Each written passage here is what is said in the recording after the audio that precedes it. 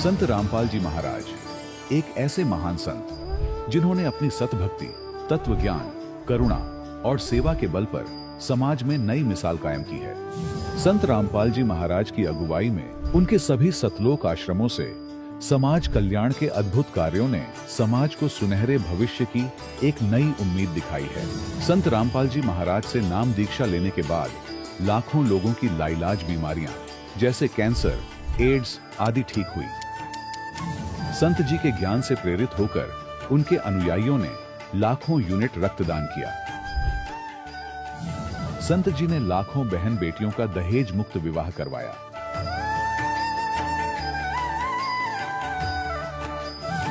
संत जी ने लाखों लोगों का नशा छुड़वाया, करोड़ों उजड़े परिवार बसे। संत जी के आश्रमों में समागम के दौरान निःशुल्क नेत्र चिकित्सा, दंत चिकित्सा प्रदान की जाती है। संत रामपाल जी महाराज द्वारा समय समय पर पर्यावरण संरक्षण के उद्देश्य से बड़े स्तर पर वृक्षारोपण किया जाता है। संत जी ने जरूरतमंदों को तत्काल राहत पहुंचाने के लिए एम्बुलेंस सेवा शुरू की। संत जी अपने अनुयायियों को देहदान के लिए प्रेरित करते हैं, जिससे मानवता की सेवा और चिकित्सा क्षेत्र में सुधार हो सके। संत रामपाल जी महाराज के सभी आश्रमों में हर रोज निःशुल्क भंडारा आयोजित किया जाता है, जहां हर वर्ग, हर जाति और हर धर्म के लोग एक साथ बैठकर भोजन करते हैं।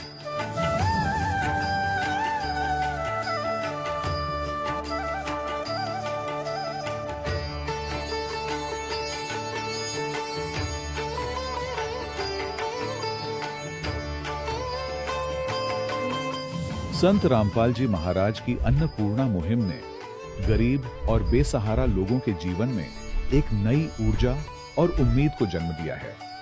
घर घर खाद्य सामग्री और जरूरी मदद पहुंचाकर संत रामपाल जी महाराज ने लोगों को दुख और मजबूरी से लड़ने की ताकत प्रदान की है।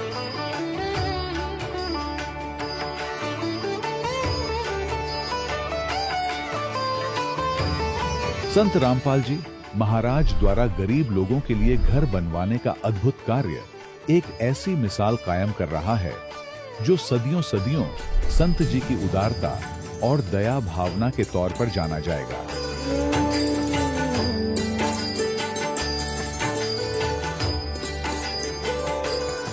संत रामपाल जी महाराज के आश्रम में हजारों बुजुर्गों को सम्मान और प्यार के साथ जीवन जीने का अवसर मिलता है। उनके खाने, रहने और स्वास्थ्य की पूरी जिम्मेदारी संत रामपाल जी महाराज उठाते हैं। अनाथ बच्चों के लिए संत रामपाल जी महाराज के सभी आश्रम किसी वरदान से कम नहीं। यहाँ उन्हें शिक्षा, संस्कार और भविष्य के लिए बेहतर अवसर प्रदान किए जाते हैं। चाहे बाढ़ हो, भूकंप या महामारी, संत रामपाल जी महाराज और उनके अनुयायी हमेशा ही जरूरतमंदों के लिए सबसे आगे खड़े रहते हैं। कोविड महामारी के दौरान संत रामपाल जी महाराज के आश्रमों से करोड़ों लोगों के लिए भोजन, दवाइयां और जीवन रक्षक सामग्रियां उपलब्ध कराई गई। चाहे गरीब की मदद हो या किसी शोषित और पीड़ित वर्ग के हक और सम्मान की लड़ाई, संत रामपाल जी महाराज ने हमेशा ही उनकी दबी आवाज को सरकारों तक पहुंचाया है और उन्हें उचित न्याय दिलवाने में अहम भूमिका अदा की है। समाज में आध्यात्मिक और सामाजिक मूल्यों के प्रति जागरूकता लाने में संत रामपाल जी महाराज हर कदम पर मानवता के सच्चे सेवक साबित हुए हैं। संत रामपाल जी महाराज का जीवन हमें सिखाता है कि सच्ची सेवा वही है जो निस्वार्थ भाव से की जाए। आइए हम भी इस महान सेवा के कार्य में इस महान संत से जुड़ें और संत रामपाल जी महाराज से नाम दीक्षा लेकर अपने जीवन को धन्य बनाएं।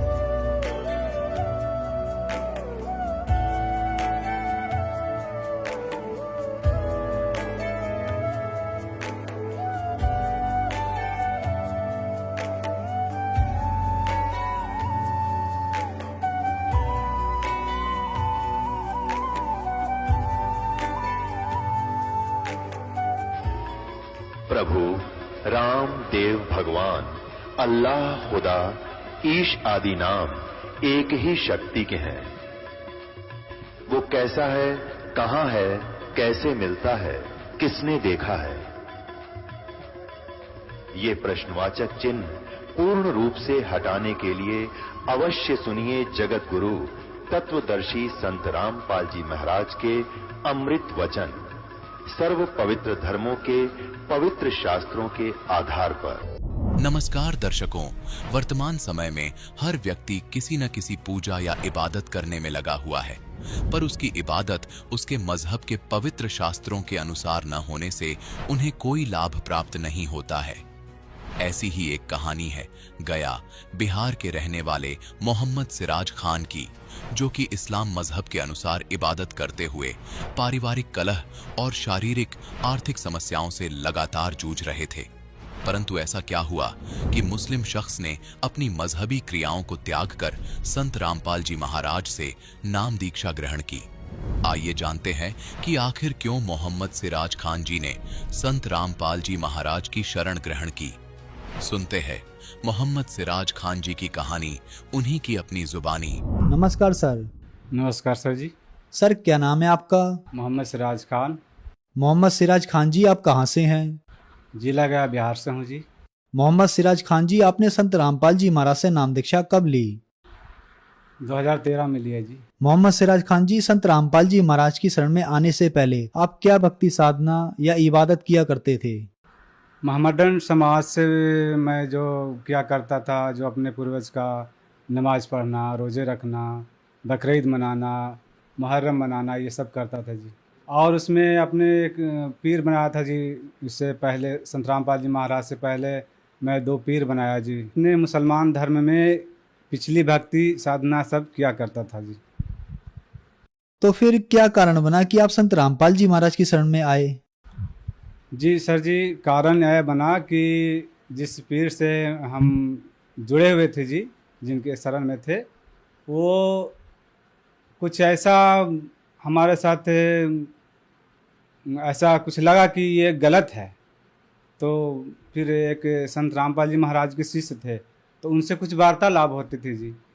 तो ऐसा हुआ ना कि एक लगातार 1 महीना ऐसे चलते रहा, सिलसिला चलते रहा। मैं अपना ज्ञान चलाते रहा, वो अपना भगत जी संत रामपाल जी महाराज के शिष्य अपना ज्ञान चर्चा करते रहते थे, और आसुर रामायणी करते थे और संध्या आरती करते थे। तो हम उनका सुनते थे और संत रामपाल जी महाराज जी की जयकारा लगाते थे भगत जी। तो हम भी उसको याद कर लिए। तो मैं भी सोचा कि मैं बोल के देखता हूँ। अपने जयकारा लगाता था, संत रामपाल जी महाराज जी की जय, कबीर परमात्मा की जय, मतलब इस तरह से मैं याद कर लिया था। तो लगाता था जी, तो हमको अंदर से लगता था ना कि बहुत सी ताकत मिल रहा। तो फिर जैसे जैसे और लगता था कि और मैं बोलूं, तो इस तरह से बोलना स्टार्ट कर दिया जी। फिर एक दिन क्या हुआ कि ड्यूटी गए, और ऐसी कोई पुस्तक, कबीर पंथ का ही कोई पुस्तक मैं गिरा हुआ था, वो उसे उठा करके मैं ऐसी, पढ़ा लिखा तो नहीं हूँ जी, मैं देख रहा था क्या लिखा हुआ ऐसी। तो आए संत रामपाल जी महाराज के शिष्य, बोले सच्चा है भाई? तो हम भी बोला सच्चा ही भाई। तो बोले कि भैया ये पुस्तक क्या पढ़ते हो? पुस्तक हम देते हैं, वो पढ़ना। कौन सा पुस्तक है? बोले कि ज्ञान गंगा है। हम बोले और कुछ? तो एक आपको हरियाणी नू इस तरह से पुस्तक बताए। तो हमने कि आप हमको दे दो। हालांकि पढ़ा लिखा तो मैं नहीं हूँ, लेकिन फिर भी दे दो, मैं देखूँगा। उसके बाद घर लेके आया, शाम में घर लेके आया। बोले देने समय संत रामपाल जी महाराज जी के शिष्य बताए कि भैया ये पुस्तक मत समझना, ये आपके अल्लाह जा रहे हैं साथ में। तो हमें पूरा विश्वास हो गया भगत जी उस समय, जो कह रहे हैं एकदम सही बता रहे हैं, मतलब हो रहा था। तो घर लेके आए, तो पढ़ा लिखा तो नहीं था जी, लेकिन थोड़ा सा ऐसी देख रहा था। तो घर वाले हमारे पत्नी जी थे और बच्चे लोग मजाक उड़ा रहे थे कि पापा तो पढ़ते नहीं हैं, आज पुस्तक पढ़ रहे हैं। तो हम बोला ठीक है, कोई बात नहीं, हम ऐसा हमको लग रहा, हम देख रहे हैं। तो जैसे सुना करते थे पहले कि कोई कबीर पंथ ऐसा जो था, जो पुस्तक लेके बोलता था कि ये भी सही है, ये भी सही है, मैं उसी तरीक़ा से करने लगा जी। ये भी सही है, ये भी सही है। और इसी करते करते हमें पढ़ना आ गया जी। फिर धीरे धीरे पढ़ने लगा। तो सबसे पहले पढ़ा सृष्टि रचना जी। तो सृष्टि रचना पढ़ने के बाद तो हमको लगता कि अरे तो ऐसा इतना अच्छा ज्ञान कहाँ था, मतलब अंदर से आत्मा हमको रोने लगा उस समय पढ़ते समय में। तो हम बोले पत्नी को बोले कि अब तो हम जाएंगे उनके शरण में, अब थोड़ा देख लेते हैं और कुछ। तो 1 महीना बीता जी। नहीं जी, उससे पहले हमारे बच्चा का तबीयत ख़राब हो गया था, बम्बई में रहता था, सिलाई का काम करता था तो बम्बई में रहता था। उससे पहले 1-2 दिन के बाद जो पुस्तक लाए, 1-2 दिन के बाद ही उनका तबीयत ख़राब हो गया हमारे बच्चा को। तो भगत जी संत रामपाल जी महाराज जी से पुस्तक देने के समय में बताया था कि भैया कोई ऐसा समस्या, बड़ा समस्या आएगा ना तो इनसे प्रार्थना करना दंडवत करके और आपका सही काम हो जाएगा भाई। तो याद आ गया। तो उसी समय मैं दंडवत किया, संत रामपाल जी महाराज जी की फ़ोटो ऐसे खोल दिया किताब को और दंडवत किया। बोले मालिक आप तो जानी जान हो, हम तो अंधे हैं, हम पता नहीं आप कौन हो, लेकिन मुझे अल्लाह का खोज है। मैं पहले ही से खोज कर रहा हूँ, लेकिन पता नहीं हम सही जगह पर हैं या गलत जगह पर हैं, आप ही जानो। लेकिन आज हमने आपसे प्रार्थना कर रहे हैं, हमारे बच्चा को ठीक कर दो और ठीक कर दीजिएगा तो हम आपके शरण में आ जाएंगे। इतना कह के दंडवत करके और उठ गए। भगत जी 10 मिनट के बाद रिजल्ट ऐसा आया, मैं हैरत रह गया कि वहाँ से बोले भैया आपका बेटा तो एकदम ठीक हो गया। बोले ऐसे कैसे? वो सोचा ना कि जो पीर का, जो पहले जिस पीर का दामन में था उससे कुछ बोला था। वो बोला कि आप बोले थे क्या भैया? हम बोले कि नहीं ऐसा कुछ हम नहीं बोले। हम मन ही मन में अपना बोले कि हम एक ऐसी घर बैठे एक पुस्तक था, उनमें संत रामपाल जी महाराज जी के फ़ोटो लगा हुआ था, उससे हम ऐसी प्रार्थना किए थे। तो फिर बोलने में मतलब वो दूसरा फील समझा, क्योंकि वो पहले गुरु भाई था। तो हम जब बोले ना तो उसको चोट सा जैसा लगा, फिर चुप हो गया। तो फिर हमें तो विश्वास हो गया कि अब तुम्हारे परमात्मा, हमारे अल्लाह तो यही है, जो कि 10 मिनट के अंदर ऐसा रिजल्ट आ गया जी। उस समय हम ठान लिए कि अब हम संत रामपाल जी महाराज के शरण में जाएंगे ही जाएंगे, चाहे दुनिया कुछ भी कह दे। तो घर में बहुत सा मुर्गी वगैरह रहता था, मतलब नफरत सा जैसा होने लगा। और उसके बाद वो जो संत रामपाल जी महाराज जी के शिष्य थे, उनसे हम चिप में अपना मेमोरी में डलवा लिए थे कि भैया से कुछ हमको डाल दो, हम सुनेंगे। तो वो सत्संग डाल दिए। वहाँ संत रामपाल जी महाराज जी के बरवाला आश्रम में ले गए। संत रामपाल जी महाराज से नाम दीक्षा लिए। मोहम्मद सिराज खान जी, संत रामपाल जी महाराज से नाम दीक्षा लेने के बाद आपको क्या लाभ मिले? भगत जी लाभ तो बहुत सारे मिले हैं संत रामपाल जी महाराज जी की दया से, लेकिन मोटा मोटा सा लाभ बताता हूँ मैं। सबसे पहले लाभ तो भगत जी आपको पहले बताया कि हमारे बच्चे का बीमारी ठीक हो गया। उसके बाद हमारी पत्नी को बवासीर का बीमारी था, वो भी परमात्मा की दया से, संत रामपाल जी महाराज जी की दया से ठीक हो गया जी। और एक लाभ और हुआ भगत जी, हमारी पत्नी जी रेलवे लाइन में गुस्सा के मारे कटने चली गई थी भगत जी। संत रामपाल जी महाराज की हमने नाम दीक्षा ले ली थी। उसके बाद तो हम संत रामपाल जी महाराज जी के घर में दंडवत प्रणाम स्थन था, उस जगह दंडवत किए और बोले कि मालिक अब इस दास का इज्जत आपके हाथ में है, हमारे छोटे छोटे से बच्चे हैं, अगर कुछ हो जाता है तो दास का इज्जत का कोई ये नहीं रहेगा, अब आप ही जानो कैसे होगा। अब इतना बोल करके हम दंडवत करके बैठ गए। फिर देखें, सोचे कि देख लेते हैं फिर एक बार, पता नहीं किधर चली गए। तो आप इधर निकले आगे तो देख रहे हैं कि चली आ रही है। अब आते के साथ बहुत से आके घबरा के रोने लगी। मुझे रोती हैं क्यों? तो माफ़ी मांगने लगी पत्नी। बोले हमसे माफ़ी क्यों मांग रहे हैं? परमात्मा से माफ़ी मांगो। हम तो परमात्मा से अर्जी लगाए थे।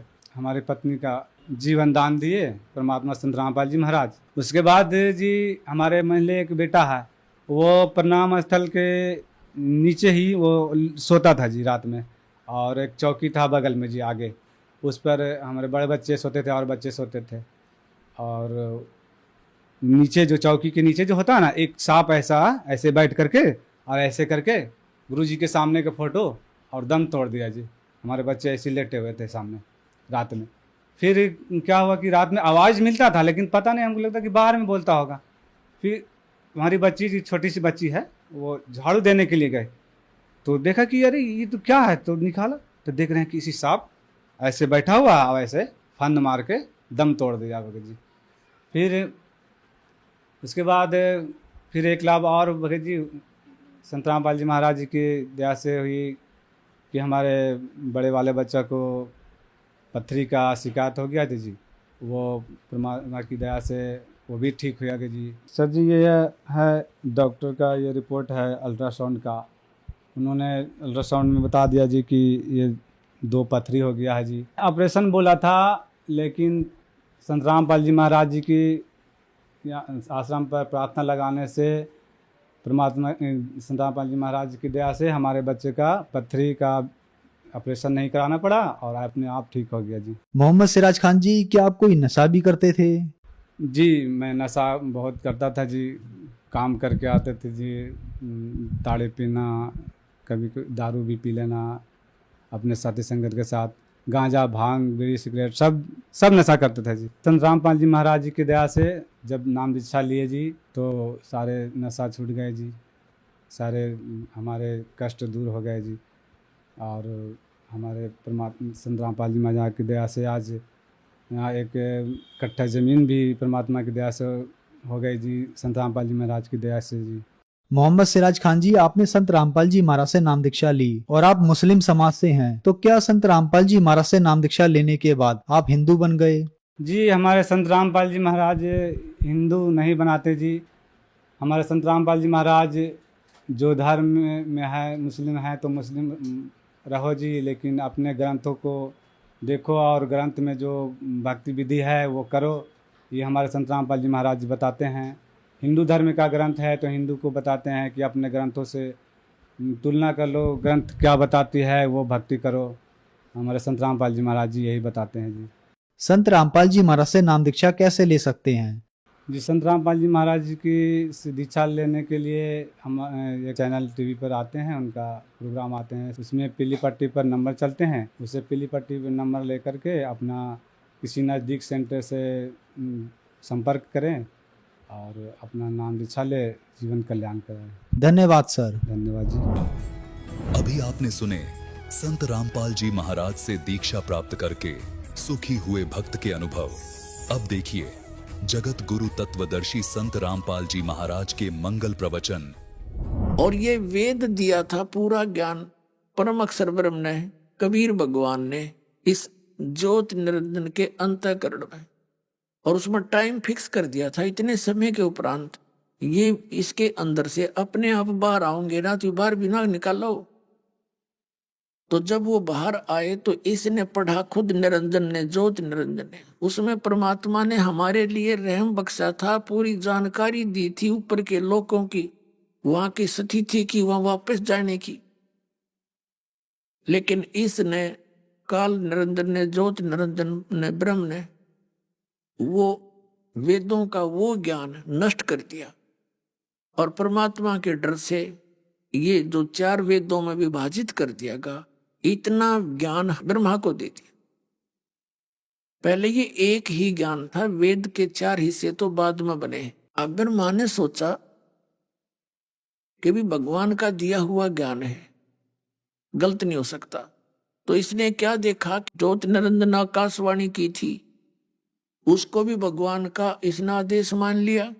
और वेदों को तो, वेद तो थे ही परमात्मा दिए हुए, तो वेदों में केवल इसने वो पोर्शन रख लिया, वो भाग रख लिया जिसमें ज्ञान तो है पूर्ण परमात्मा का, लेकिन पूजा की विधि केवल ब्रह्म तक की है, ओम मंत्र का जाप है, हठ योग नहीं है किसी वेद में।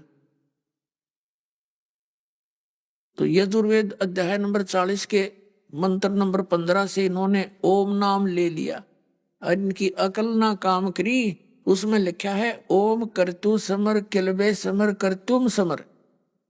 ओम नाम का जाप काम करते करते सेवन करो और विशेष कसक के साथ सेवन करो। मनुष्य जीवन का मूल कर्तव्य जानकर परमात्मा के इस ओम नाम का जाप करो।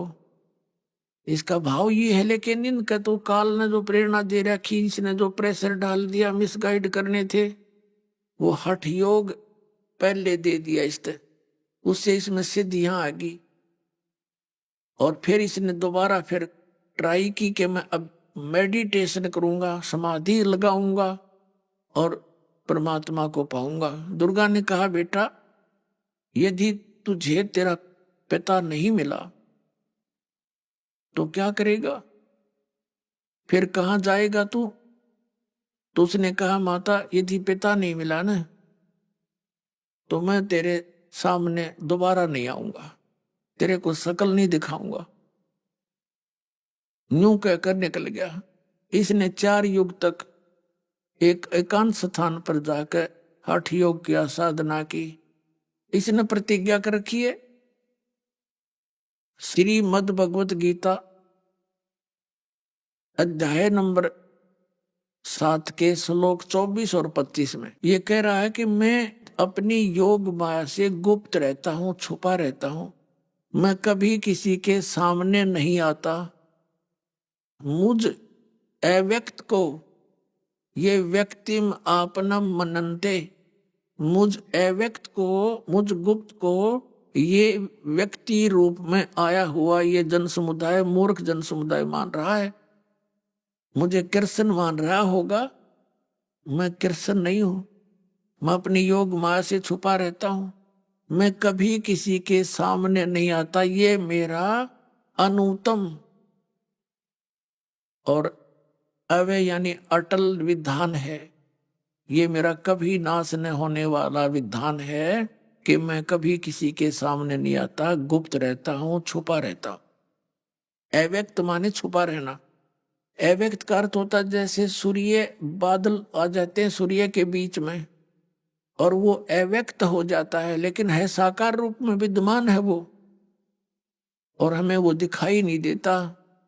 तो ऐसे बताते हैं, जैसे सूरज के आगे बदरा ऐसे कर्म छयारे, प्रेम की पवन करे चित मंजन फिर झलके तेज नयारे।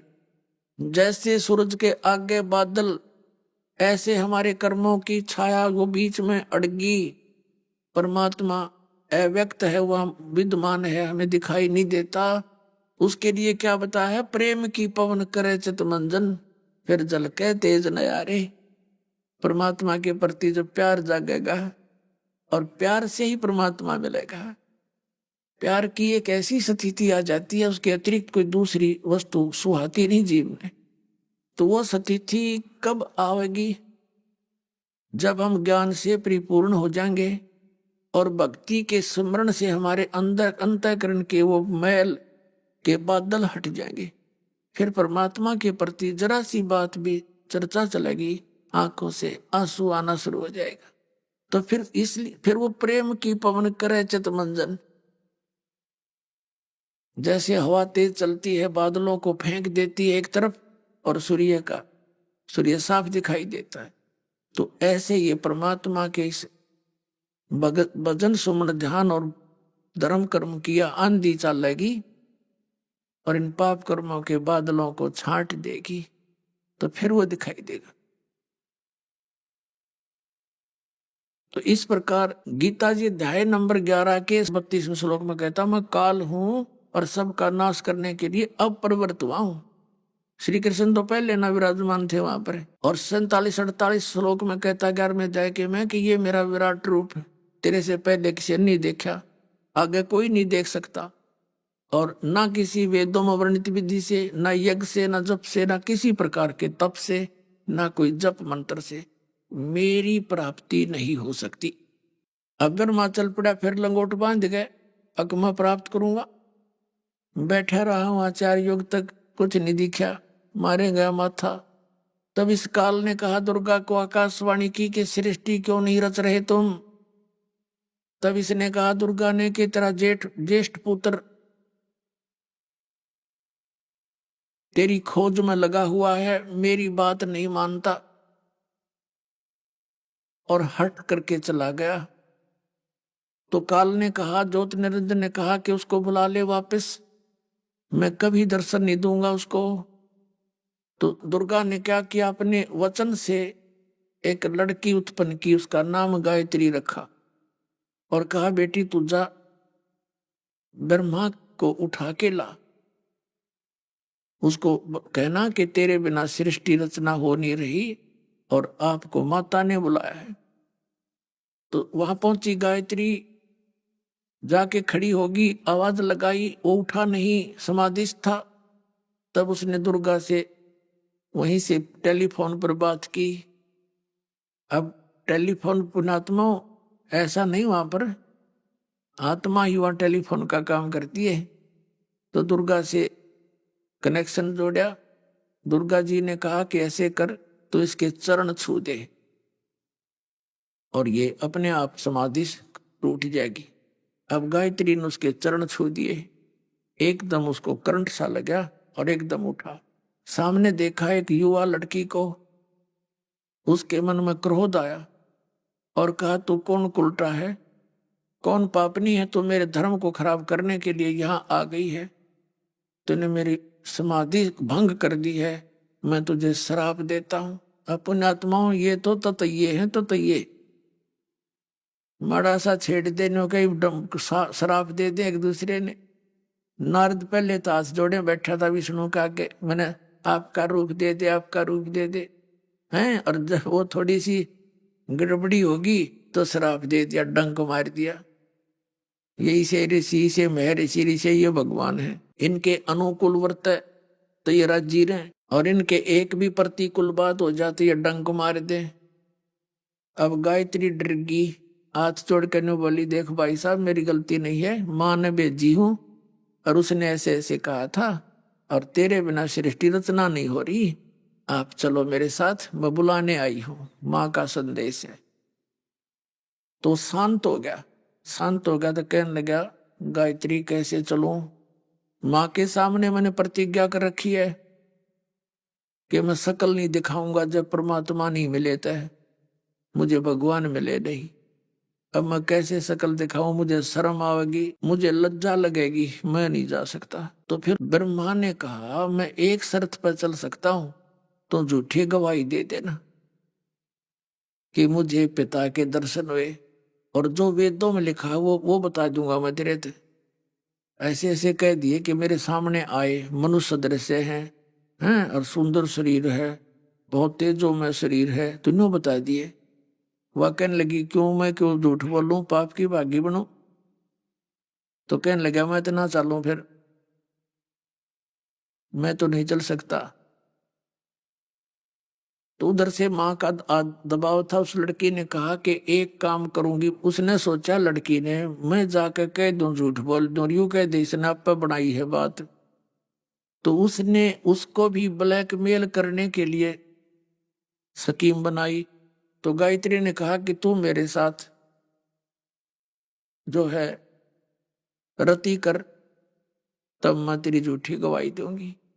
ब्रह्मा को और विकल्प कोई दिखा नहीं, वापस आने का, खिसियानी बिल्ली होगी वो। तब उसने उसके साथ, गायत्री के साथ रति की, सेक्स किया। फिर गायत्री ने कहा कि एक से अच्छा एक गवाह और तैयार कर लेते हैं, मेरे पास वचन शक्ति दे रखी है थोड़ी सी। तो उसने अपने वचन से एक लड़की और गवाह बना उत्पन्न कर दी, युवा। उससे कहा कि तू ऐसे ऐसे। ब्रह्मा ने कहा मेरी झूठी गवाही दे दे। तो वो कहने लगी मैं क्यों दे दूं, कल न तू मुकर जा। तो उसने भी वही शर्त रखी जो गायत्री ने रखी, उसका नाम पोपवती रखा था। तो ब्रह्मा ने अपनी व्यवस्था के कारण समझो उससे भी वैसा ही कर्म किया। अब गरीबदास जी कहते हैं दास गरीब या चूक धरोधर, ये धुरते बिजली पड़ती आ रही है या इस लोक के अंदर सारे ये आग लगी हुई है। तो वो दोनों तीनों के तीनों माँ के पास आ गए, दुर्गा जी के पास। अब देवी जी ने पूछा पुत्र क्या तुझे मिल गया तेरा पिताजी, भगवान के दर्शन हो गए तुझे? कहाँ जी हो गए? सचमुच? कहाँ सचमुच दर्शन हो गए तभी तो मैं आया हूं। तो उसने कहा भाई फिर कोई लक्षण, कोई प्रमाण दे, कोई गवाह बता कि इनसे पूछ लो दोनों को, इनके सामने दर्शन दिए मेरे को, जब चाहूं जब दर्शन दे देते थे। तो उन्होंने, दुर्गा ने उन दोनों से पूछा कि बोलो क्या ये सच कह रहा है? उन्होंने कह दिया हाँ जी सच्ची है, हमारे सामने दर्शन दिए। ऐसे ऐसे तेजों में शरीर है और नर आकार है, मनुष्य जैसा है, जैसा वेदों में लिखा था वैसे बता दिया। तो उस दुर्गा के शंका होगी। एक तरफ तो यूं कह रहा है कि मैं किसी ने दर्शन दो नहीं, मैंने प्रतिज्ञा कर ली, और इन बच्चों को इसने दर्शन दे दिए तो मैंने मूर्ख बना रहा है। वह नाराज होकर एक तरफ जा बैठी कि संभाल तेरे डुमडुमे ने। एक तरफ तो कहता मैं दर्शन नहीं दूर, इनको दर्शन दे दिया अपने बच्चों को। तब आकाशवाणी की काल ने वो केवल दुर्गा जी को सुनाई दी। उसने कहा ये तीनों झूठ बोले हैं और इन्होंने आप पर बकवाद गढ़ रखी है, मैंने दर्शन नहीं दिए। आकाशवाणी सुनकर वह आई डंडा लेकर। अब जैसे पहले तो आदमी स्वभाव को पूछा करे पुलिस वाले ना, जब दिख उनको ये तसल्ली हो जाए कि ये झूठे हैं और झूठ बोल रहे हैं, फिर डंडा लेकर आया करे, फिर कहीं सच्ची बता, फिर वो तुरंत बता देते कहाँ ये बात बिगड़ेगी। तो ऐसे दुर्गा जब आई कि निकम्मो तुम झूठ बोलते हो, मुझे आकाशवाणी हुई है, परमात्मा ने तुझे कोई दर्शन नहीं दिए। हंसन लग गया बिरबा। तो कहने लगा माता सचमुच हमें दर्शन नहीं दी मिले हुए और हमने झूठ बोल दी तीनों ने मिलके। मुझे शर्म लगे थी वापस आने में, मैं आ नहीं पा रहा था और भगवान का दर्शन नहीं हो रहा था। तो इन दोनों तीनों ने, हम सब ने मिलकर यह झूठ बोल दी। तब दुर्गा ने श्राप दे दिया ब्रह्मा को कि तेरी पूजा जग में नहीं होगी नालायक, और तेरे वंशज तेरे जैसे झूठे होंगे, वेदों को पढ़ेंगे समझ सके नहीं, गिर बकवाद गढ़ा करेंगे, नरी झूठी बोला करेंगे ब्राह्मण। अब इस बात ने सुनकर बेहोश हो गया ब्रह्मा। अब बहुत बात बिगड़ गया तकती।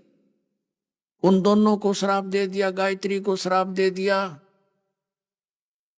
कि तू गाय रूप में जन्म लेगी और तेरे कई कई बैलपति होंगे। पौपवती को श्राप दे दिया कि तू एक जड़ी बनेगी जो गंदगी में उत्पन्न हुआ करेगी, तो किसी काम में नहीं आवेगी। तो इस प्रकार उन तीनों को श्राप दे दिया और दुर्गा एकांत स्थान पर चली गई। फिर आकाशवाणी की उस ज्योत निरंजन काल ने के दुर्गा तू यहाँ की करता नहीं है, तू मेरी नौकरानी है, तूने कैसे श्राप दे दिया उन बच्चों को, अब मैं तुझे श्राप देता हूं। यह मेरा नियम है कि यदि कोई किसी को दुखी करेगा उसको भी दंड भोगना पड़ेगा।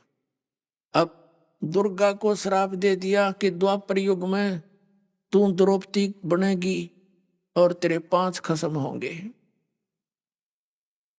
अब दुर्गा रोने लगी बैठ के, कहने लगी एक तरफ तो मुझसे नू कह तू यू काम कर दे, और मैंने बच्चों को थोड़ा सा धमका दिया तो तूने ऐसा जुल्म कर दिया।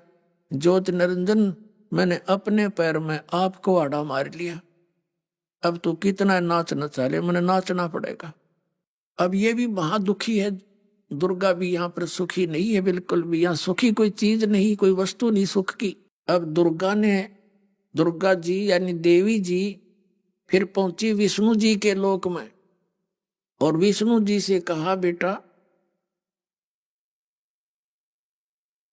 कि तू अभी अपने पिता की खोज कर ले, कहीं फिर सृष्टि सटारट होए तुम बीच में समाधि लाला बैठो। अब जा तू भी खोज कर ले अपने पिता की किधर जाके। अब विष्णु जी चल पड़े, वो चला गया शेष नाग के लोक में। यहां जैसे राजाओं ने अपनी सीमा बांट रखी है, कुत्ते ने अपनी गली बांट रखी है, भैंसे जोटे ने अपनी सीमा बांट रखी है गांव के गांव में, कि इधर कोई दूसरा भैंसा आ जाता लड़ मरे उसके साथ। तो जो ही विष्णु जी शेष नाग के लोक में गया, शेषनाग ने सोचा ये कौन आ रहा है मेरी आज्ञा के बिना मेरे लोक में, इसको बिल्कुल खौफ नहीं मेरा, मैं यहाँ का राजा हूं।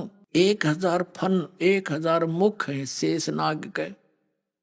उसने दूर से उसको सतर्क करने के लिए कि आगे मत बढ़ जाना, 1000 फनों से विष की पिचकारी छोड़ दी, फुहारे छोड़ दिए। धुंध सी होगी विष्णु के चारों तरफ। और जब वो धुंध सी हटी तो देखा विष्णु जी ने उसका कति कति लीला रंग हो गया, काला। अब उसने देखा कि शेष नाग, इस कीड़े ने दे मेरा हुलिया बिगाड़ दिया, मुझे काला बना दिया कति। तो विष्णु जी ने सोचा ला इस नाग ना मारूं पहले थे। अब काल ने सोचा ये लड़का मरेंगे ही भी। तब आकाशवाणी की कि विष्णु अभी तू इसको कुछ मत कहना, इसका बदला तुझे मैं दिलवाऊंगा द्वापर युग में। उस समय ये काली दय में होगा और तेरा वहां श्री कृष्ण रूप में जन्म होगा, तब तू इसका बदला ले लिए। अब ऐसे लड़दड़ मरोगे तो ये सृष्टि कैसे चलेगी? तू वापस चला जा, अपनी मां को बता दे साफ साफ और कहीं भटक ले। मैं किसी को दर्शन नहीं देता, मैं कभी किसी क्रिया से दर्शन नहीं दूंगा। और आकाशवाणी में काल ने कहा यदि तने झूठ बोल दी तो तेरी दशा भी ब्रह्मा जैसी हो जाएगी। तो वापस आया, मां ने पूछा बेटा भगवान मिल गया तुझे? अक नहीं माता, मुझे परमात्मा नहीं मिला। तो उसने सीने से लगा लिया दुर्गा ने, अग बेटा तो सतवादी है, तेरे को मैं एक विशेष डिपार्टमेंट दूंगी, ये सतिथि यानी यहाँ के पालन और पोषण की, और तेरी खूब पूजा होगी। अब फिर गई वो शंकर भगवान के पास, तीसरे पुत्र के पास। उससे कहा बेटा अब तू भी कर ले ट्राई अपने पिता के ढूंढन की, तेरे 2 भाइयों को तो मिला नहीं बड़ों को, अब तू कर ले कोशिश, कदे फिर समाधि ला कर बैठ जा बीच में। तब इसने कहा कि माता जब मेरे दोनों भाइयों को ही नहीं मिला तो मैं तो ट्राई ये नहीं करता, फिर क्या फायदा शर्मारण की। लेकिन माता मुझे एक वरदान दे दे। दुर्गा ने कहा बोल पुत्र। भगवान शंकर ने कहा कि मेरी आयु मुझे अमर कर दे मां, मैं कदे नहीं मरूं। अब दुर्गा कहने लगी बेटा ये नहीं हो सकता, यहाँ का नियम है जो जन्मेगा वो मरे अवश्य का बेटा, ये नहीं कर सकती, हमारे पावर से बाहर है। तो कहने लगी मैं तुझे एक ऐसी विधि बता दूंगी जिससे तेरी उम्र सबसे लंबी हो जाएगी। तो भगवान शंकर ने कहा यही दया कर दो। तो दुर्गा ने कहा कि तू ज्यादा योग अभ्यास किया कर और अपने श्वास को इतना सूक्ष्म कर ले, काफी समय तक इसको तू रोकने का अभ्यास कर ले, इससे तेरी आयु लंबी हो जाएगी। क्योंकि सबकी यहां पर श्वासों से गिनती है, श्वासों से जीवन बना रखा है। तो शंकर भगवान ने ये स्वीकार कर लिया। उसके बाद इन तीनों का अब आप देखते हो ज्यादातर शंकर भगवान को आप समाधि में ही देखते हो, यानी अपने योग में ही लगा रहता है। और उठता जब उपद्रव कर देता है, उठता कौन है? उठावा फिर काल इसने रिमोट से एकदम प्रेरणा करता है, फिर इसके अंदर ऐसा भूचाल सा आता है, ये कठपुतली हम सारे इस काल के हाथों में, तब ये प्रलय करता है। और वैसे विधान बना रखा है सबको मारने का, यमदूत छोड़ रखे हैं सारे, तो वो सब यमराज वगैरह शंकर भगवान के ही डिपार्टमेंट में उसके विभाग में आते हैं। अब कहने का भाव ये है कि फिर दुर्गा ने इन तीनों का ब्याह करने की सोची, अपने ही वचन से 3 पुत्रियां उत्पन्न की और उनको सागर के अंदर छुपा दिया समुद्र में। दूसरी बार इन्होंने जब सागर मंथन किया, सागर मंथन के लिए भेज दिया और कहा तुम जाओ और जो जो वस्तु निकले उनको अलग अलग पहचान करके लाना। तो ये वहां पहुंचे, तीनों लगे सागर मंथन किया। तो पहले एक लड़की निकली, उसको अलग से खड़ा कर दिया, दूसरी निकली उसको अलग से, तीसरी को अलग से, अलग अलग पहचान करके ले आए माँ के पास। तो उन्होंने बताया कि माता ये पहले निकली, ये दूसरे 2nd नंबर पे, तीसरे नंबर पर, और कुछ नहीं निकला। काफी देर तक लगे रहे। तब दुर्गा ने कहा कि पहले वाली का नाम सावित्री रख दिया, ब्रह्मा के साथ उसका संयोग जोड़ दिया, और दूसरी का नाम लक्ष्मी रख दिया, विष्णु के साथ व्याधि, और तीसरी का नाम उमा रखा, वो शंकर का व्याधि। वहां से काल की यह सृष्टि शुरू होगी। अपनात्माओं एक थोड़ी सी देखने की बात है। अब जैसे ब्रह्मा विष्णु महेश का ब्याह हुआ, जब ना तो कोई बाती था, ना कोई बराती था, ना कोई पंडित मंत्र बोलनिया था, तो ब्याह तो भाई संस्कार से होता है। तो इस प्रकार ये ड्रामाबाजी बाद में शुरू करी, ये नकली ऋषि में ऋषियों का किया हुआ काम है। हमने फिर वहीं आना है जहां से हम सुख सुविधा से अपना जीवन निर्वाह कर सके।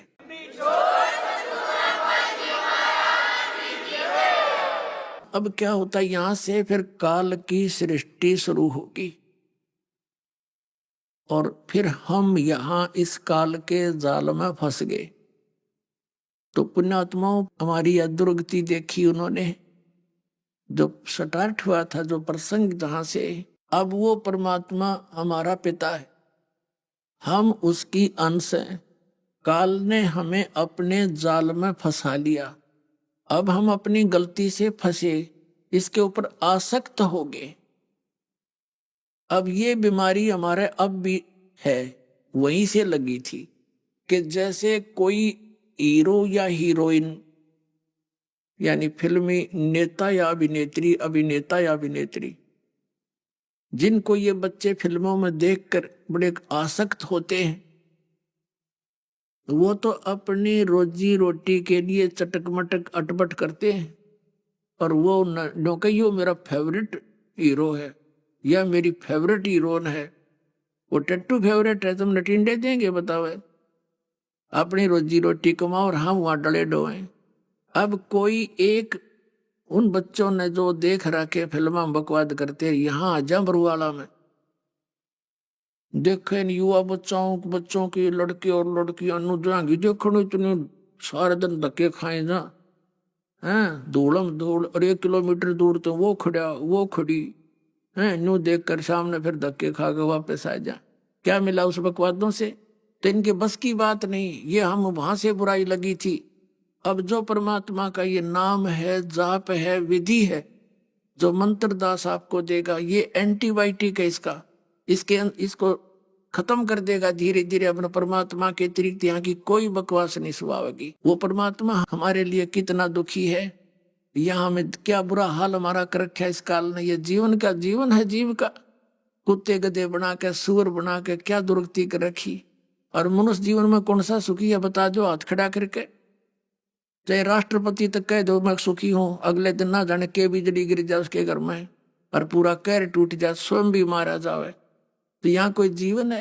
तो परमात्मा ने पुण्यात्माओं स्वयं आकर के ये ज्ञान बताया था सृष्टि रचना का, और हमें याद दिला कि तुम यहाँ के रहने वाले नहीं हो, ये कोई रहने का स्थान नहीं है। चल हंसा सतलोक हमारे, छोड़ो ये संसारा हो, इस संसार का काल है राजा, ये माया जाल फंसा हो। ये सब माया जाल में फंसा कर तुम्हें धोखे में दे कर रखा हुआ है। ये तेरा बेटा है, ये तेरी बेटी है, 1 मिनट में मृत्यु हो जा, अपनी या बेटा या बेटी की। हमारा क्या था इसमें? कितना मूर्ख बना रखा है। लेकिन ये जीव की बस की बात नहीं है, ये तो है ज्ञान जो दास आपको बता रहा, ये सच्चाई है। यू ज्ञान भी कुछ साथ देगा आपका, लेकिन इसमें मूल काम करेगा ये मंत्र। जो नाम जाप आपको दिया जाएगा, जो 3 मंत्र का जाप है, ये विशेष मंत्र है।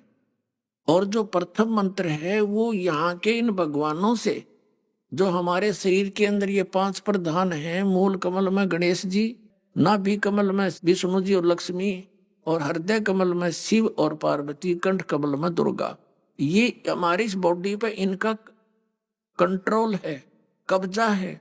और ये रहते अपने लोक में है जहां इनका लोक है, और वहां से प्रत्येक मनुष्य के अंदर इनका उससे कनेक्शन है।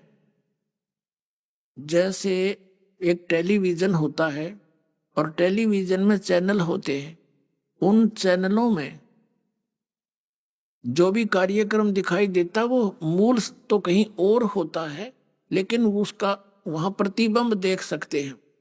तो ऐसे ये यहाँ पर हमारे जकड़े हुए हैं।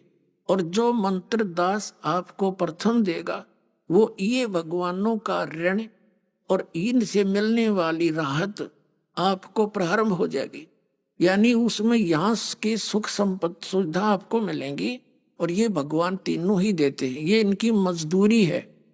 जैसे किसी ने कनेक्शन ले रखा है बिजली का, टेलीफोन का, उनका बिल भरते रहोगे तो सुविधा प्राप्त रहेंगी। लेकिन आप होगे कंगाल, क्योंकि साधना ठीक रही नहीं तो आपका कनेक्शन कट गया।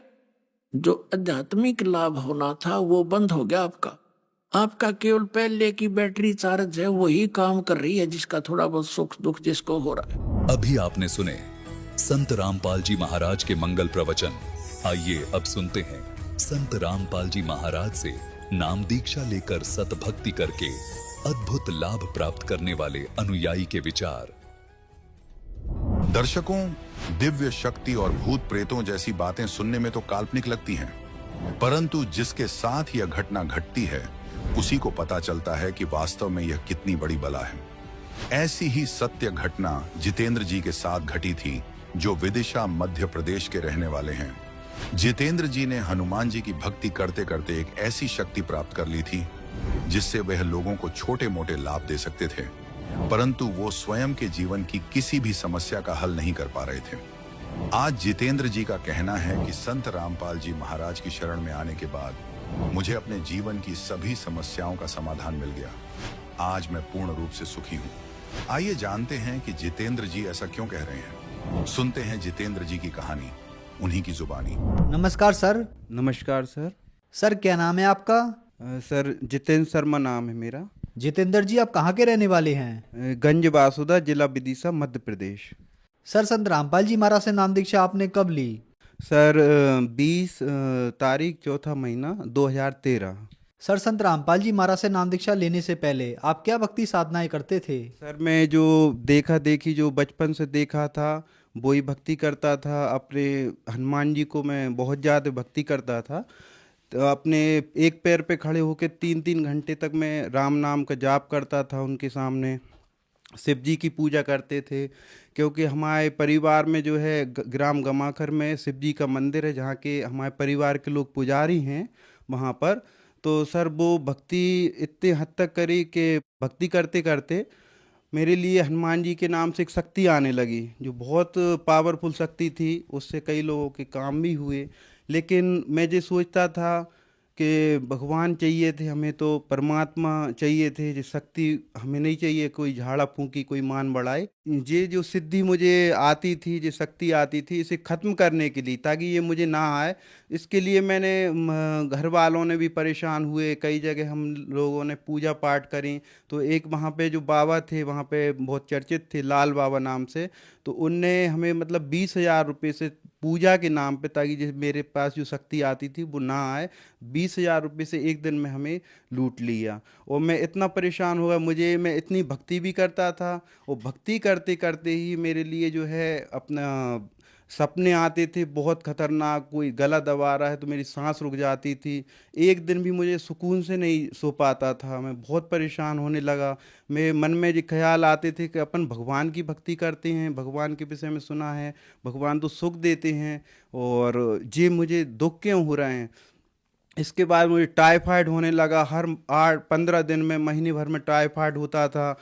तो वो टाइफाइड के इलाज के लिए भी मैंने जो है अपने भोपाल में इलाज कराया, बीना में झाड़ा फूंकी, मतलब कम से कम 1 लाख रुपए तो खर्च कर दिए वो टाइफाइड की बीमारी से सही होने के लिए।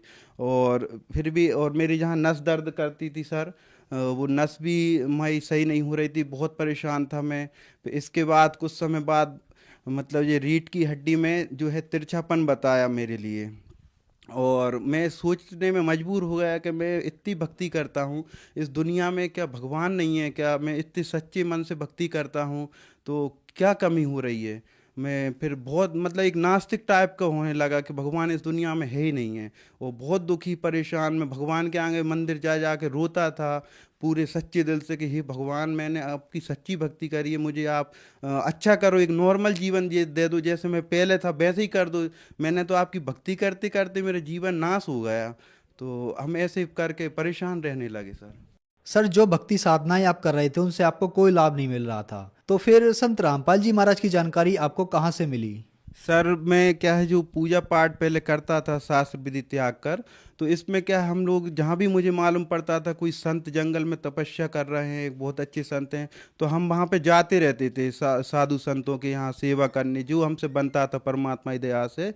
तो उस समय एक संत से मतलब मेरी हुई मुलाकात, तो वो कुछ समय बाद वो गंज बासुदा शहर से गुजरात में चले गए जंगलों में तपस्या करने। तो वो मुझे पुस्तकें पहुंचाते रहते थे। उस कुछ समय बाद उन्हें पुस्तक ज्ञान गंगा मिली और उन्होंने संत रामपाल जी महाराज जी का दीक्षा ले ली, ज्ञान स्वीकार करा। और वो सब बाबा बेस त्याग के, उनका नाम राम रतन दास जी है। तो वो उनने वहाँ से फिर जब दो दीक्षा ले ली गुरु जी से, तो वो पुस्तक ज्ञान गंगा मुझे पहुँचाई कि आप ये पुस्तक पढ़ना, ये भगवान का इसमें अमृत ज्ञान है, इससे परमात्मा मिलेंगे, मोक्ष मिल जाएगा, सब सुख मिलेंगे जो अपन खोजते थे। वो जंगल में तपस्या करते थे, तो मैं सोचने में मजबूर हो गया कि ऐसे संत मतलब जो इन्हें हम गुरु मानते थे, ये ऐसे कौन से गुरु हैं जो ये इनके शिष्य बन गए, संत रामपाल जी महाराज जी के। तो मैंने 15-20 पेज पढ़े, तो उसमें मुझे ऐसा लगा इसमें तो भगवान की थोड़ी बुराई सी लगी, तो मैंने नहीं पढ़ी। फिर वो घर पे आए, उनने मुझे समझाया कि जी बुराई नहीं, जी सच्चाई है, आप अपने धार्मिक ग्रंथों से मिलाओ। तो फिर मैंने उस पुस्तक की जो पढ़ते पढ़ते मैंने गीता जी से मिलाया। तो उसमें गीता जी के अध्याय 16 के श्लोक नंबर 23 पे लिखा था, जो पुरुष शास्त्र विधि को त्याग कर अपनी इच्छा से मनमानी भक्ति करते हैं, उन्हें ना सुख प्राप्त होता, ना सिद्धि प्राप्त होती, ना उनका मोक्ष होता। और फिर अध्याय 18 के श्लोक नंबर 62 पे लिखा था, हे भारत, तू सब प्रकाश उस परमेश्वर की शरण में जा, उसकी कृपा से तू परम शांति और शाश्वत परम धाम को प्राप्त होगा। मैंने मतलब जो इतने प्रमाण देखे उसमें, तो मुझे मतलब एक हिम्मत हुई, ऐसे जैसे मतलब कोई व्यक्ति अंधा हो गया हो, उसे आंखें मिलने की एक उम्मीद की किरण उसमें मुझे दिखाई दी कि अब यहाँ पे मेरा मतलब जो है परेशानी वो दूर हो जाएंगी। तो फिर परमात्मा की दया से मैंने जब वो ज्ञान पूरा अपने धार्मिक ग्रंथों से मिला लिया, तो फिर मैं पूरी तरह से उससे संतुष्ट हुआ कि ये ज्ञान परमात्मा का है। और इसमें वेदों से प्रमाण बताया है, वेदों से मिलाया कि वो पूर्ण परमात्मा इस शरण में जो भी भक्त जाता है, उसके वो परमात्मा जन्मों जन्मों के पापों का नाश करके उसे पुनः जीवन दान भी दे देते हैं और पापों का नाश कर देते हैं। तो मैंने कहा परमात्मा की कृपा से, यहाँ मालिक की कृपा से मेरी समस्याओं को समाधान होगा। तो संत रामपाल जी महाराज जी की जो पुस्तक है उसमें मैं विचार करता था। तो एक दिन रात में मतलब सुबह सुबह 6 बजे के लगभग मैं नींद खुल गई थी। तो उस समय एकदम से संत रामपाल जी गुरु महाराज जी मेरे पास में आके बैठे और मेरे सिर पे हाथ फेरने लगे और बोले, बेटा 1 महीने बाद अब तुझे कोई तकलीफ नहीं होगी। तो फिर 1 महीने बाद ही मतलब जो राम रतन जी ने मुझे पुस्तक दी थी, वो 1 महीने बाद फिर दोबारा मेरे पास आए और बोले, क्या आप दीक्षा लेना है? तो मैंने बोला बिल्कुल लेना है भगत जी। तो वो फिर मुझे ले गए संत रामपाल जी महाराज जी के आश्रम पे। तो वहाँ पे संत रामपाल जी गुरु महाराज जी से वहाँ पे हमने फिर दीक्षा ली। सर, ज्ञान गंगा पुस्तक पढ़कर आप सतलोक आश्रम बरवाला गए और संत रामपाल जी महाराज से नाम दीक्षा ली, तो क्या संत रामपाल जी महाराज से नाम दीक्षा लेने के बाद आपको कुछ लाभ भी प्राप्त हुए? जी सर, बिल्कुल हुए। जो सर मुझे जो मतलब जो सिद्धि को मैं दूर करना चाह रहा था, जो शक्ति आती थी, वो संत रामपाल जी गुरु महाराज जी की दया से वो शक्ति उसी दिन से, मतलब आज मुझे लगभग 5 साल हो गए, उस दिन से संत रामपाल जी महाराज जी से दीक्षा लेने के बाद एक भी बार वो शक्ति नहीं आई। और गुरुजी से जब आशीर्वाद लिया संत रामपाल जी गुरु महाराज जी से, तो मैंने प्रार्थना करी, संत गुरुजी रामपाल जी महाराज जी मेरे लिए जो है टाइफाइड होता है हर 15 दिन महीने भर में और मेरा बुखार जाता ही नहीं है। तो गुरुजी जो है आशीर्वाद देते देते रुक गए मेरे पास और संत रामपाल जी गुरु महाराज जी, और बोले, बेटा अब नहीं होगा। तो गुरुजी की ऐसी दया हुई कि उस आज 5 साल हो गए, तो आज तक एक भी बार भी मुझे टाइफाइड नहीं हुआ। और मेरी जो सिर की नस दर्द करती थी, वो नस दर्द भी बिल्कुल ठीक हो गई। और बवासीर की बीमारी भी हो गई थी, और मैं जो है परहेज से रहता था। कोई भी मिर्ची वगैरह ये और भट्टा वगैरह ऐसी जो सब्जी बताई थी वो नहीं खाता था। लेकिन गुरुजी की शरण में पहुंचने के बाद, संत रामपाल जी महाराज जी की शरण में पहुंचने के बाद मैं मिर्ची पूरे चीज़ें खाने लगा नॉर्मल, और आज तक कोई दिक्कत नहीं हुई। और मैंने जो जांच कराई थी, मेरे रीढ़ की हड्डी में जो तिरछापन बताया था, MRI जांच कराई थी 6,500 रुपये में, भोपाल में प्यूपिल्स हॉस्पिटल में।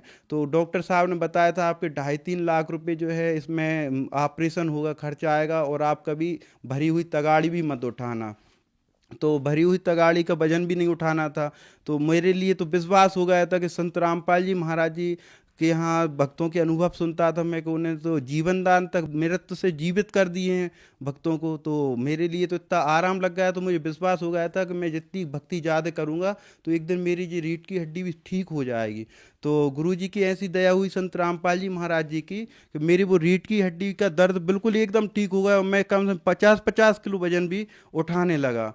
मैं आज अपनी रिपोर्ट भी लाया हूं, क्योंकि आज जो है धर्म के नाम पे बहुत लोग मतलब झूठ भी बोलते हैं, ताकि आपको विश्वास हो देखने के बाद कि ये सच्चाई है और आप विश्वास करो। ये सर ये रिपोर्ट है जो मैंने जांच कराई थी, जिसमें आप देख सकते हैं इसमें जो रीढ़ की हड्डी है उसमें टेढ़ापन है, ये जो असंभव है, मतलब इसमें बगैर ऑपरेशन के व्यक्ति ठीक नहीं हो पाता। और जिसे रोग हुआ है वो इस पीड़ा को समझता है। मैं बहुत ज़्यादा दुखी रहा, बहुत परेशान रहा इससे, बहुत दर्द होता था पैरों में, पैर के काम नहीं करते थे। संत रामपाल जी गुरु महाराज जी ने जो भक्ति दी, भक्ति करते करते वो दर्द आज मैं भूल गया, वो दर्द कहाँ चला गया। तो गुरु जी के यहाँ मतलब कोई भी चीज़ असंभव नहीं है। मैंने वहाँ पे देखा है कम से कम 2500 लोगों के कैंसर जैसी बीमारी भी वहाँ पे ठीक हो गई है। और ये मुझे पूरा विश्वास है कि कोई भी कितना ही दुखी व्यक्ति है, मैं अपने आप में बहुत दुखी व्यक्ति था, मतलब अपने आप में दिन भर मुझे ऐसा लगता था कि मैं 100 बार ये सोचता था कि भगवान के ही से जब धोखा मिल गया तो अपने आप में गोली मार लूँ, ख़त्म कर लूँ अपने आप को। बार बार ऐसे विचार आते थे, क्योंकि भगवान की इतनी भक्ति करते करते मैं दुखी हो गया था। मैं सोचता था कहीं दुनिया में भगवान नहीं है, लेकिन वास्तविकता में जब धार्मिक ग्रंथों में देखा तो भगवान इस पृथ्वी पे आ चुके हैं, और वो उनकी भक्ति जो बता रहे हैं संत रामपाल जी महाराज जी, उस भक्ति से हर चीज़ संभव है। गुरुजी संत रामपाल जी महाराज जी की कृपा से मेरे जो बहुत बड़े संकट में मैं फंस गया था, पूरी जो बीमारियां थी, कई बीमारियां थी, जो प्रेत बाधा थी और सपने आते थे बहुत खतरनाक, गुरुजी की संत रामपाल जी महाराज जी की दया से मैं आज पूरी तरह से स्वस्थ हूँ। सर, संत रामपाल जी महाराज से नाम दीक्षा लेने के बाद आपकी रीढ़ की हड्डी की बीमारी, टाइफाइड की बीमारी ठीक हुई। इसके अलावा आपकी भूत प्रेत की समस्या भी ठीक हुई। तो जो श्रद्धालु आज आपको देख रहे हैं, आप उन्हें क्या संदेश देना चाहेंगे? उनके लिए सर बस मैं संदेश तो संत रामपाल जी गुरु महाराज जी देते हैं। मैं प्रार्थना करना चाहता हूँ हाथ जोड़ के, कि जैसे हम मतलब आज तक जो भक्ति करते हैं तो वो भक्ति हम केवल शास्त्रों से हटके कर रहे हैं, मनमानी साधना कर रहे हैं। तो आपसे यही प्रार्थना है कि आप जो गुरुजी संत रामपाल जी महाराज जी का ज्ञान समझें, अपने धार्मिक ग्रंथों से मिलाएं। और ये मौका बार बार नहीं मिलेगा। हमारा जो मनुष्य जीवन है बहुत अनमोल है। संत रामपाल जी महाराज जी से दीक्षा लो और अपना मानव जीवन सफल बनाएं, अपना कल्याण करें। सर, संत रामपाल जी महाराज से नाम दीक्षा कैसे ले सकते हैं? सर, चैनल पे संत रामपाल जी महाराज जी का सत्संग आता है, उसके नीचे पट्टी पर उनके नंबर दिए जाते हैं, उन नंबरों पे फ़ोन लगाएं। और नज़दीकी जो सेंटर दिए हैं गुरुजी की कृपा से, आज कई जगह नाम दीक्षा केंद्र खुल गए हैं, वहाँ पर जाके आप नाम दीक्षा ले सकते हैं निःशुल्क। धन्यवाद सर। साहिब।